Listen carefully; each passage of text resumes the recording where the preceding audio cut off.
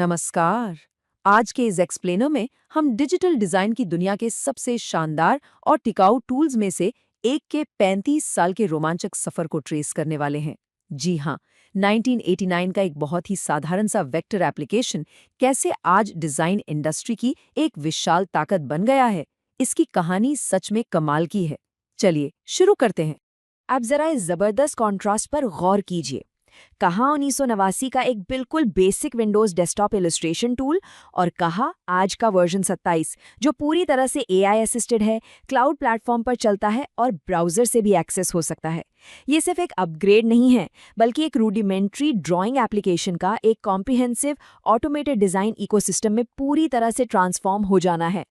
इस पूरे maturity model को समझने के लिए हम इस बड़े शिफ्ट को सॉफ्टवेयर इतिहास के 5 अलग-अलग युगों में बांटेंगे: the foundation era, professional growth, speed और प्रिसिजन, मॉडर्न इंटरफेस और अंत में आज का क्लाउड और एआई इनोवेशन। ये टाइमलाइन एक लगातार ऊपर की ओर जाती हुई ट्रेजेक्ट्री दिखाती है। ये देखना दिलचस्प है कि कैसे हर एक एरा ने आने वाली पीढ़ी के क्रिएटिव प्रोफेशनल्स के लिए एक बेहद मजबूत और ज़रूरी नींव तैयार की। एक के बाद एक हर दशक में कुछ नया जुड़ा। तो आइए बिल्कुल शुरुआत से शुरू करते हैं। द फाउंडेशन एरा यानी 1989 से 1994 का समय। इसी दौरान पहली रिलीज ने विंडोज़ डेस्कटॉप सिस्टम्स पर बेसिक वेक्टर इलस्ट्रेशंस की शुरुआत की थी। अब यहाँ जो बात सबसे ज़्यादा इंटरेस्टिंग है वो है 1991 में आया वर्जन 2.0। इस वर्जन ने अचानक से ऑब्जेक्ट ट्रांसफॉर्मेशन को एकदम डायनामिक बना दिया। Envelope tool, blend tool, extrusion और पर्सपेक्टिव इफेक्ट्स, इन 4 ग्राउंड ब्रेकिंग टूल्स ने डिजाइनर्स को आकृतियों को मोड़ने और नया रूप देने का एक बिल्कुल नया तरीका दे दिया। और फिर 1992 में आया वर्जन 3.0 जो एक बहुत बड़ा माइलस्टोन साबित हुआ। पहली बार फोटो पेंट और ट्रेस टूल्स को जोड़कर पहला इंटीग्रेटेड ग्राफिक्स सूट पेश किया गया। साथ ही ट्रू टाइप सपोर्ट से फॉन्ट हैंडलिंग भी पहले से कहीं बेहतर हो गई। इसने रातों रात इस सॉफ्टवेयर को महज एक ड्राइंग प्रोग्राम से एक कंप्लीट मल्टीफेसेटेड डिजाइन इकोसिस्टम में बदल दिया। अब आगे बढ़ते हैं 90 के दशक के मध्य की तरफ, यानी प्रोफेशनल ग्रोथ का युग जो 1995 से 2000 तक चला। ये वो समय था जब बड़े पैमाने पर प्रोफेशनल्स ने इस टूल को गहराई से अपनाना शुरू किया और इसके टूल सेट्स का भारी विस्तार हुआ।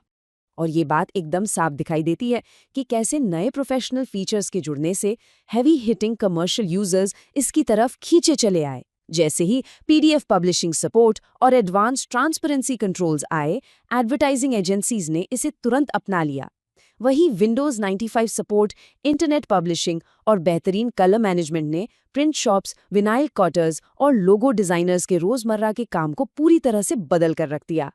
फिर नई सदी की शुरुआत के साथ आया स्पीड और प्रिसिजन का दौर, 2000 से 2010 तक। इस दौरान फोकस शिफ्ट हुआ वेक्टर एडिटिंग को और बेहतर बनाने, live text formatting, power trace और मल्टी कोर प्रोसेसर की ताकत का पूरा इस्तेमाल करने पर।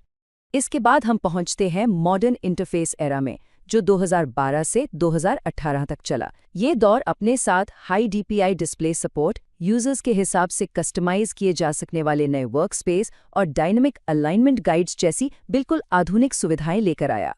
क्या आप जानते हैं कि ये नंबर 64 यहाँ क्यों है? दरअसल ये वर्जन 16 में नेटिव 64 बिट सपोर्ट की ओर लिए गए एक विशाल आर्किटेक्चरल जंप को दर्शाता है। ये एक ऐसा क्रिटिकल लीप था जिसने सॉफ्टवेयर की परफॉर्मेंस और स्टेबिलिटी को सच में सुपरचार्ज कर दिया। हार्डवेयर के साथ ही इंटीग्रेशन बहुत ज़रूरी था।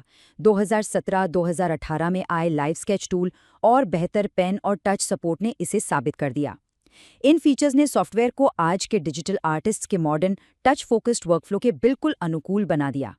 और अंत में हम पहुंचते हैं आज के आधुनिक युग में, क्लाउड और एआई इनोवेशंस 2019 से लेकर लेटेस्ट वर्जन 27 तक। इस दौर की शुरुआत 2019 में मैक ओएस पर एक बहुत ही हाईली एंटिसिपेटेड वापसी से हुई, वो भी एक काफ़ी लंबे गैप के बाद। तो यहाँ क्रूशल पॉइंट ये है कि ये पूरी जर्नी साफ तौर पर एक बहुत बड़े शिफ्ट को दिखाती है। बेसिक ड्राइंग यूटिलिटीज से डेस्कटॉप डिज़ाइन स्वीट्स, फिर क्रॉस प्लेटफॉर्म इकोसिस्टम्स और अब एआई और क्लाउड वर्कफ्लोज। यानी अब सारा फोकस सिर्फ टूल्स पर नहीं, बल्कि प्रोडक्टिविटी और कनेक्टेड वर्कफ्लो पर है। आज अगर हम वर्जन 26 और 27 जैसी लेटेस्ट पीढ़ियों को देखें तो उनका पूरा फोकस ब्राउजिंग एक्सेसिबिलिटी और एआई ऑटोमेशन पर है। AI assisted workflow, cloud collaboration और वेब एक्सेस ये सब साबित करते हैं कि ये सॉफ्टवेयर पूरी तरह से कोलैबोरेटिव डिज़ाइन के मॉडर्न एरा में ढल चुका है। ये पूरा सफ़र वाकई सोचने पर मजबूर कर देता है। अब जब एआई और क्लाउड कोलैबोरेशन नया स्टैंडर्ड बन चुके हैं, तो आने वाले 30 सालों में डिजिटल डिज़ाइन की दुनिया कैसी दिखेगी? क्रिएटिव सॉफ्टवेयर आगे और क्या-क्या कर पाएगा? ये एक ऐसा दिलचस्प सवाल है जो यकीनन हर डिज़ाइनर के मन में होगा। इस एक्सप्लेनर में हमारे साथ जुड़ने के लिए आपका बहुत-बहुत धन्यवाद।